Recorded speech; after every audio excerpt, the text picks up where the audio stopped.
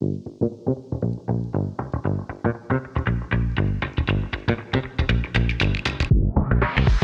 let's get into our interview for the week, and that is with the two-time fittest woman on earth, Katrin Davidsdottir. As many of you know, she took to social media a couple weeks ago and said that she is pulling the plug on her season. She has a back injury that she has been dealing with for a while, and this year it just got to the point where she's not going to be able to push through it.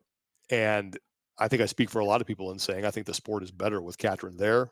I love watching her compete. It's going to be weird not seeing her. And Tommy, as we said last week, first time since 2008 that neither Katrin nor Annie Thorisdottir will be at the games.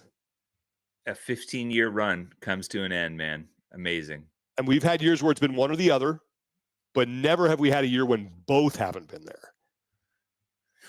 It's hard to imagine just the staying power that they have had at the top of the sport for so long. Well, I spoke to Katrin about what happened with her back injury, what it is and what she's dealing with, why she felt like she could not push through it this season and had to take a step back, and what the future might hold for her, given the fact that she has already accomplished so much in the sport. Two-time fittest woman on earth, inside the top 10, I think 8 straight times at the games, one of the most consistent female competitors that we have seen in the sport. I mean, if there were a Hall of Fame, she could quit now and be in it. There's just no, I mean, she's first ballot, right? Mm-hmm, no doubt. But someone who loves to compete. So here is my interview with the sled dog, Katrin Davidsdottir. Katrin, thank you so much for taking the time to do this today. How are you? I am doing well. I'm feeling a lot of emotions, but overall I'm doing well. So let's start with your back. What's going on with that right now? I have been dealing with back stuff for my whole career, and no year has ever been perfect. I think it started off a lot less, in the beginning of my career. I would tweak it pretty often. And then in 2019, I had a herniated disc, and that was probably my first big disc injury and first what I say actual injury to my back. And since then, it's just it ebbs and flows. And I think that's part of the thing that I was dealing with this year is that I've always been able to push through it. I've always been able to train around it and find a way through. And last year I was dealing with the same thing. And, from April onwards, I was just able to hit such a great stride. We started doing a lot of things differently in my training, and it was just working so well for my back. And April, May, I feel like I was able to compete so well at semis, and that just carried on into games training. And I had such a great stretch, which I was so excited to build on this year. And then just unfortunately, it didn't continue that way. And I was just, I struggle with hinging. I struggle with getting below parallel and just pain in the back, and general movement was getting hard. And then new to this year was also I couldn't extend. I couldn't do GHDs anymore.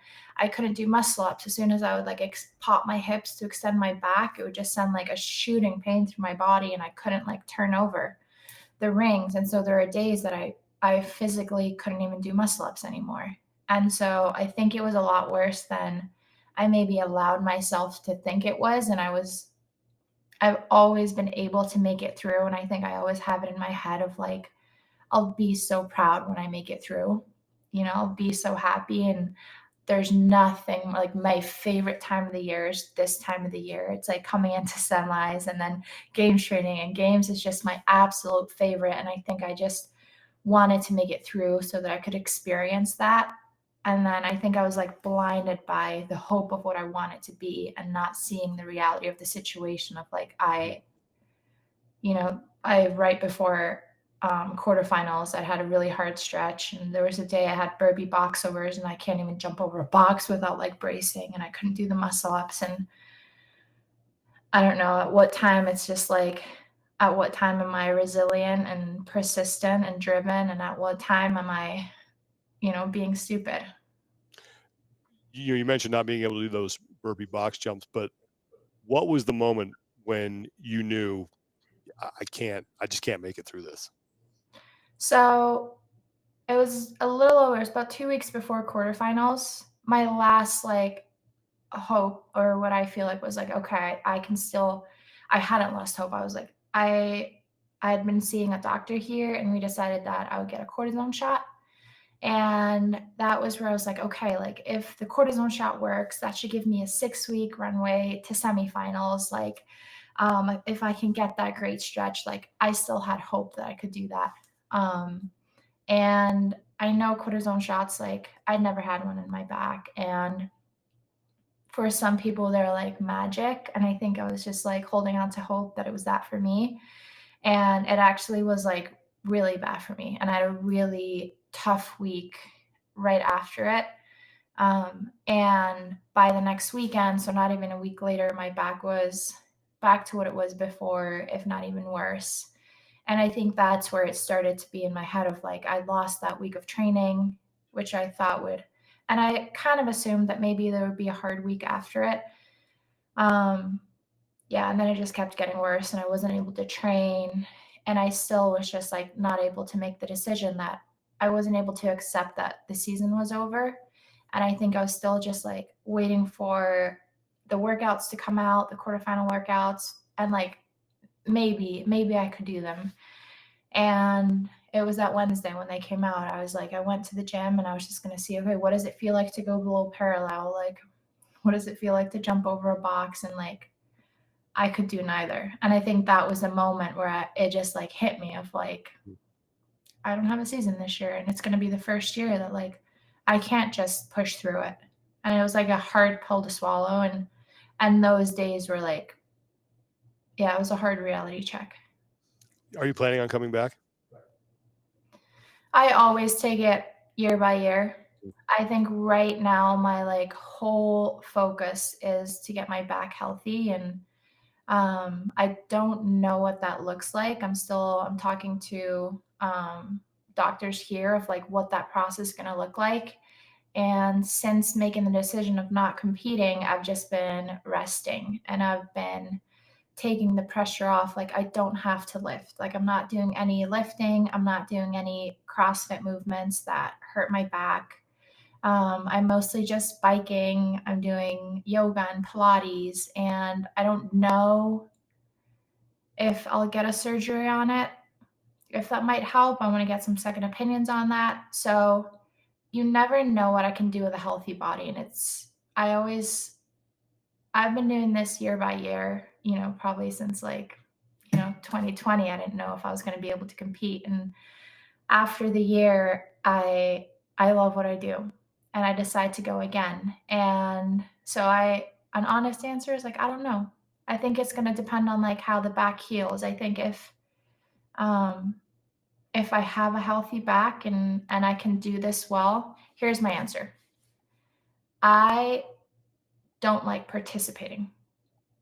And I like pushing limits, and I love just like teetering on that edge.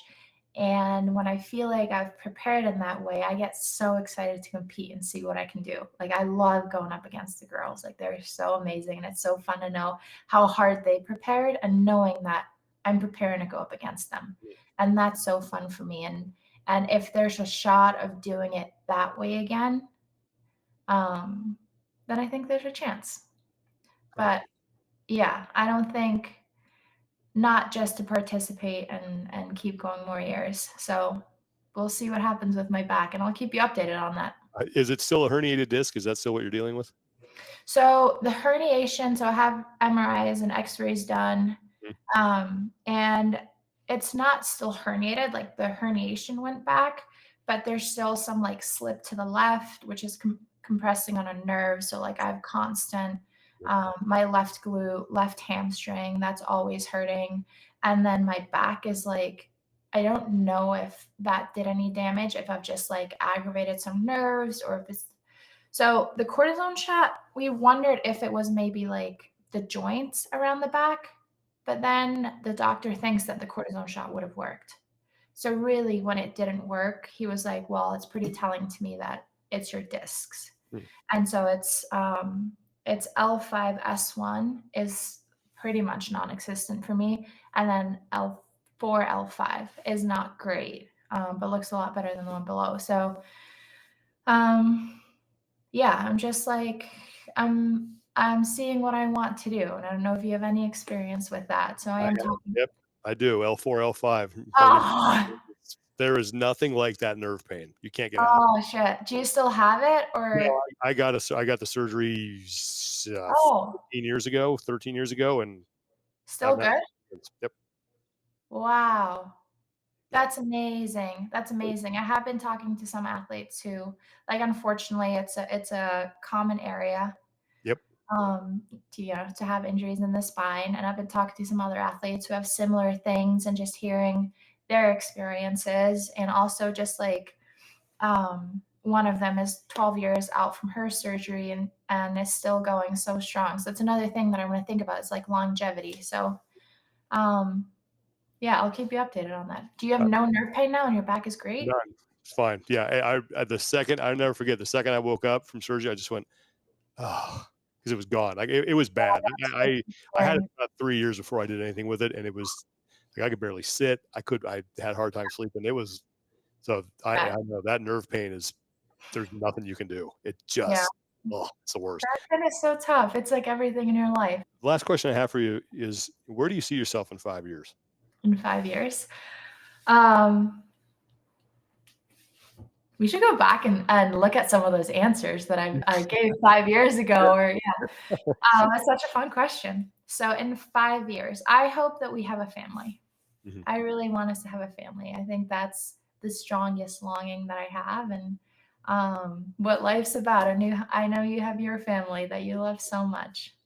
And then me and Annie have Empower that we launched. Mm-hmm. And it's a training program for women going through menopause. And we launched that with Dr. Stacy Sims, who is the leading expert in all things women physiology, women in sports, and just research on women in general. And so we're so proud to have partnered with her to bring this program. And it's now been up for a couple of months. And we have a private Facebook group for all of the women that are in this. And it gives me so much, like, just to hear these women's stories, and they post in with questions, or they post in with their journeys, or they post in with their new PR. They might have never have lift and now they're PRing, and my mom is doing this, and she's sending me questions of like, so I'm like wondering, do you think I should be using knee sleeves? Like, should he be lifting with a belt? And I'm like, this is so cool. Like, I love that we get to share that. And so it's just continuing to build that. We have another really exciting company that we're building. You'll hear about that in a couple of months, it's a whole new, there's so much that I've learned through sport, how to apply yourself, how to learn something. And this is a whole new venture in business. And it's so foreign sometimes. Sometimes I'm like, oh my gosh, I know nothing. But I'm also like, I can learn. And I've learned how to learn. And I think just applying those things of like how I apply myself to sport is so fun to now apply myself to business. And then I was just talking to you. I'd love to commentate. That's something that I always make that happen. We got to make that happen. That I've always thought, it's always been in the back of my head that that's something that I would love doing. And before this, I just told you, I'm like, I want to put that into the universe. And now that I don't have a season, I have time. Mm-hmm. And I think that's also one of the biggest blessings through all of this, is that I have time. I've never had time before. And even in years that I haven't made the games, it's made me sink harder into training. And this is the first time in my life that I'm not sinking harder into training. I'm sinking harder into health and sinking harder into just recovery. And so there are many opportunities in this all. Well, thank you so much for taking the time. I know I'm not going to try to speak for everybody, but I'm pretty sure I do. Wishing you a very speedy recovery. The sport is better with you in it, and I hope we get to see you compete for a lot longer. Selfishly, for me, I'd appreciate if you would just, on a daily basis. I know. It all starts with a healthy back. So it's absolutely. But I appreciate you so much saying that, Sean. I feel like you watched me for the whole journey. I feel like I've blinked in like 10 years, Yeah, You watched me be the young duckling, the 18-year-old, to now being the one. You know what surprised me last year was when Noble wanted to do a video on me and Emma Lawson, and like they wanted to be a contrast, you know, of like Emma Lawson being like the young up and comer, the teenager coming in, and I was like the veteran who'd been doing it for 10 years, and I was like, excuse me? Yeah, I'm sorry, what? No, I'm still. No, I'm the teenager. Mhm. I'm the young one that just came in, and so that was actually really funny to me last year. Well, best of luck. I hope you get well soon and are back to 100%. And again, thank you so much for taking the time. Thank you, Sean. Big thanks to Katrin Davidsdottir for taking the time to talk to me. If you are one of our patrons, that interview will be available in its entirety on Patreon. She also talks a lot about Annie Thorisdottir, her relationship with Annie, what she admires about Annie, and which some other goals that she has, things she's working on. It's a great conversation. Really appreciated it. So if you're one of our patrons, look at our Patreon portal, and that interview in its entirety will be up for you to listen to. But love the fact that you put it out there that she'd like to do some commentary. I think she'd be an absolutely fantastic addition. I'd love to hear what she can do, and the insight that she could give on a broadcast. So I'm advocating for that. I mean, it would be awesome to, especially coming up with these semifinals, depending if she's around Europe or one of them to, or if you remember regional event 6, which was, regional event 1 in 2016, which was announced as a repeat for regionals this year, up until I want to say second to last week, maybe. Katrin had the event record. She did it 5:30, which was the fastest time, and then Cara Saunders beat it by a half a second. So she was one of the best in the world in this, and the way she attacked it was, to me, it was since it was the first event, it was indicative of people looking at Katrin and saying, "Was 2015 a fluke? And does she really have it?" And the way she answered the bell for the first time in live competition that following year was this event that she knocked out of the park and basically set an event record on. So I don't know. There's some cool storytelling that I think we can get insight wise from her on that. Yeah, it's she's one of those people that has made the sport better, and I would love to get that insight. And I think what's cool is just talking to her before we started doing the interview about what she wanted to do. She understands, like, there are a lot of athletes who think all I have to do is just put on a headset and talk and I'm going to be fine. But she understands that, hey, I want to do it, but I know there's a lot of work and learning I have to do. And to hear that from someone who's as good as she is at what she does in the gym, to have that humility was cool. And what was also funny is that while I was talking to her significant other, Brooks, was out doing a bunch of landscaping work. And I volunteered to go up there to learn how to do some of the stuff, because a lot of the stuff he's doing, I want to do at my property. So Brooks, if you're listening, free labor, man, just give me a place to stay. I want to come up there and learn how to do this stuff. So I only can screw it up twice at my place before I get it right, as opposed to the 9 times that I usually mess it up before I then just hire someone to come and get it correct. So